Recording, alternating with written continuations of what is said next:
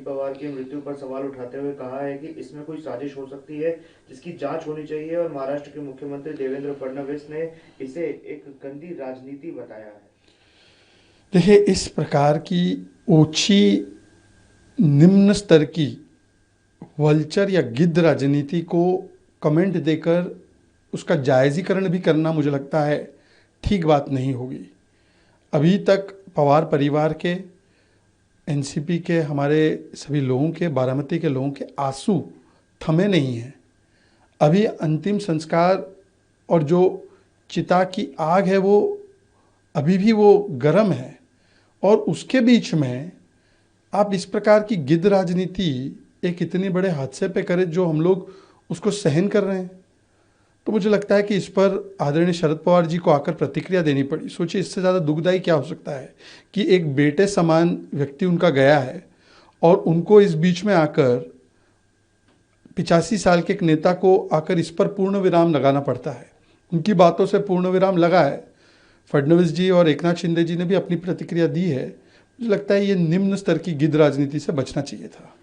महाराष्ट्र के उप मुख्यमंत्री जो एक्सीडेंट हुआ है, तो ममता बनर्जी ने कहा कि ये थोड़ा संदेहजनक है। ये मैंने शरद पवार जी का भी स्टेटमेंट देखा हूँ, और शरद पवार जी ने बोला है कि ऐसा मृत्यु को लेके ऐसा भ्रम फैलाना उचित नहीं है।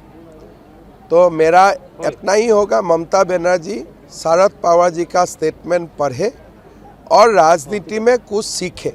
जिस तरीके से सब प्लेन क्रैश हुआ, अब ये जांच का विषय विपक्ष के नेता ममता बनर्जी लगातार आरोप लगा रही है। देखिए, ममता दीदी को राजनीति करने की जरूरत नहीं है।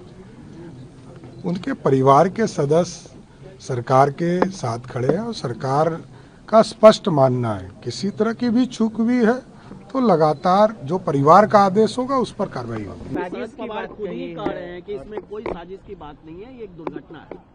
मैं तो यही कह रहा हूं कि अजीत पवार जी की हादसा दुखद है, पूरा देश मर्माहत है। जिस कंपनी का है वो मर्माहत है, परिवार तो छोड़ दीजिए, पूरा देश मर्माहत है।